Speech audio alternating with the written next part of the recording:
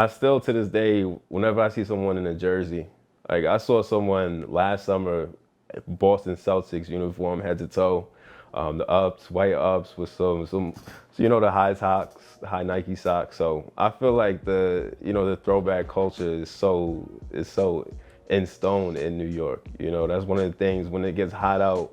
You feel like you're bound to see the ice cream truck. You feel like you're bound to see things like, quarter waters, barbecues, things like that people really love to come out to. So that aspect of fashion, I feel like, throwing things back, bringing things back that are vintage is always in New York.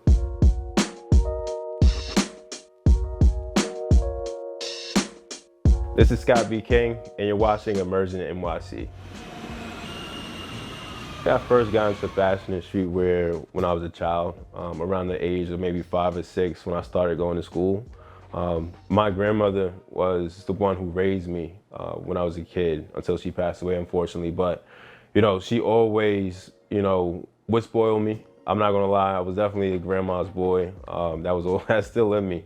But she, even from then, always, if I asked for rocker wear, that was big for me. I was a big Hov fan, so I always would wear some type of rocker wear, head to toe. The powder suits, the jean jackets. I had this one dark denim jean jacket, and it had green on the inside, like a green satin material with rocker wear imprinted all over.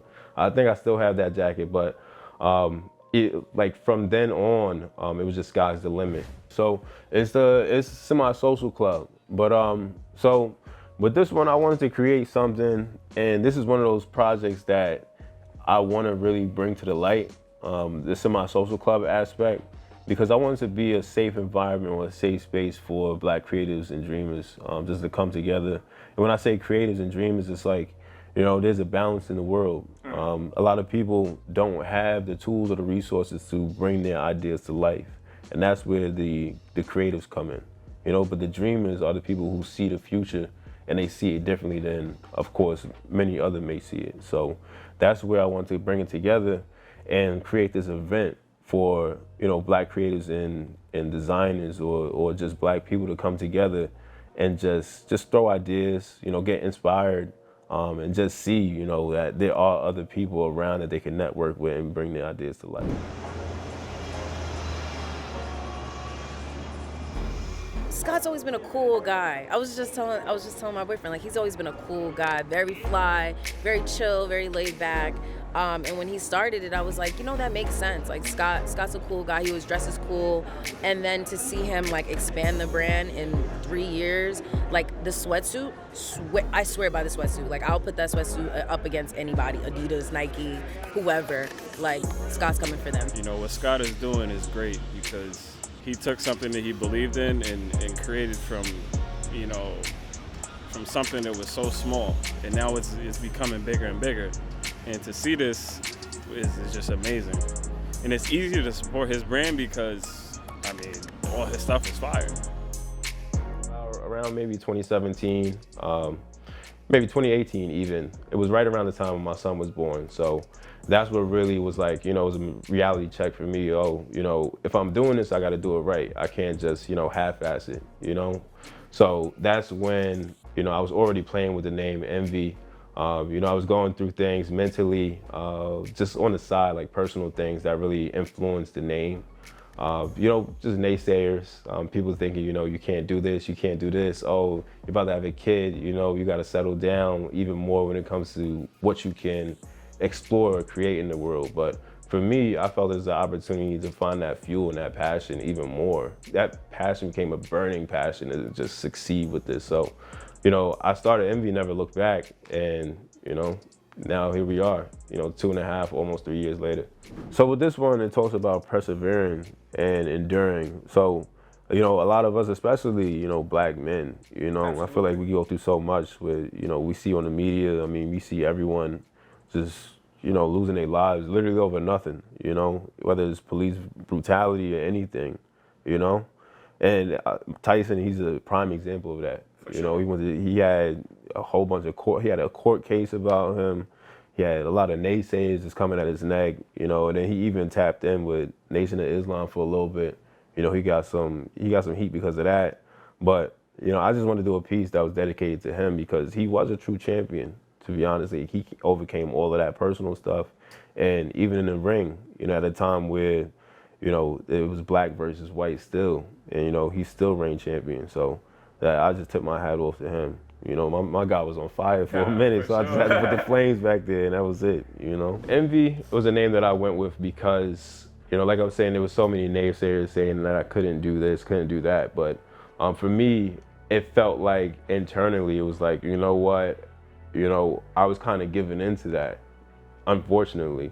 And I was seeing everyone around me do this, do that. I was looking up to everyone I idolized, saying like, oh man, like they were this old when they did this, and I was kind of like, it felt like I was feeling like I was jealous of people, or like, I was envying them, and that's really not my style. So it was like a gut check for myself. But, that name still stuck because it was like, I still think about the naysayers and everyone who said I couldn't do this. So I wanted them to feel envious, almost of the dream that they thought was unattainable for me. And you never know, you're not supposed to do that. You can't put that type of pressure on someone. It's not even pressure, it's really just that type of bad energy, like, that bad juju, you gotta shake that off. And for me, starting Envy, especially with that name, was kind of like a, here we go. Like, just sit back, watch, and just eat, just eat it up. That's it. This is something we wanted to keep real simple. They're the nylon shorts that we dropped. These were in 2019. We're bringing them back though. We're gonna do like a summer 2021 version. I feel like shorts are a little bit shorter now, I stand up, you see, like these is like more of like a dad short kind of fit, These were a little bit longer, not too much longer. They probably stopped like right above the knee. This is something that, even your auntie could throw on, Unfortunately, Envy isn't my full-time job. I do see it being my full-time job one day, but we're gonna see. My full-time job is working in talent acquisition for a nonprofit at the moment. Just balancing that time between the 9 to 5 and then the 5 to 9, that's what that is. I heard J. Cole say, if you have a 9 to 5, I'll be your 5 to 9. And for me, that's Envy, Don't say that to my girl, but of course, that is what it is, But finding that balance is important, like I was saying. So for me, it's important as a creative because that's how I was raised, I was always raised to make sure, especially if you have a family, you want to make sure that you're taking care of them when it comes to bills. You never know. You could invest all your funds into a dream and then out of nowhere, something just happens. Like, you might get hit with a lawsuit and then now what? But with that 9 to 5, it gives you stability. I wasn't privileged, and many black creatives especially aren't privileged to have some type of fund or, some type of, hedge fund or whatever it is that, they might get from ancestors and stuff like that. So just having that 9 to 5 to be able to support your dream, but at the same time support yourself is important.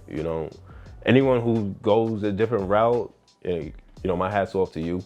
I definitely respect that. That is a way too. That whole starving artist kind of route, it might just be for 2 years you're a starting artist, and then in the third year you just blow up. That's how the world works. It's crazy with Instagram.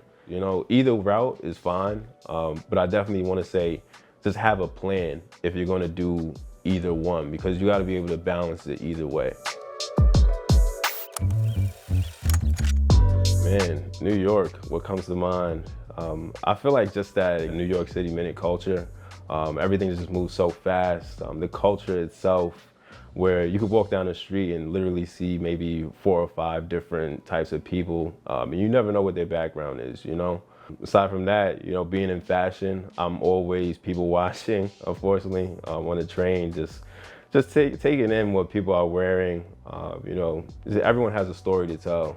So through fashion, that's something where you always see in NYC, for me, that stands out. New York plays a big part on who I am and even what the brand is. I mean, it's Envy of New York, so without New York, it should just be Envy. But that New York culture, that fight, that pride, that sense of pride, that sense of power that a lot of New Yorkers have, especially the young New Yorkers, because there's a difference between generations in New York. There's no doubt about that. But for a lot of the younger New Yorkers, we get a lot of that pride from just living here, knowing, when you step off that train or when you step out the house, you're going to get to it. You're going to get to a bag, you're going to get to your dreams, you're going to do something. So, with Envy of New York, the slogan is for dreamers and creators alike.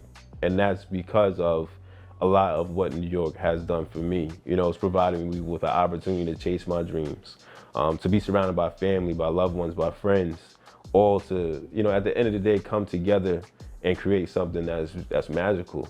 So that's where I feel like New York has, influenced and just has had so much say in a lot of what I do.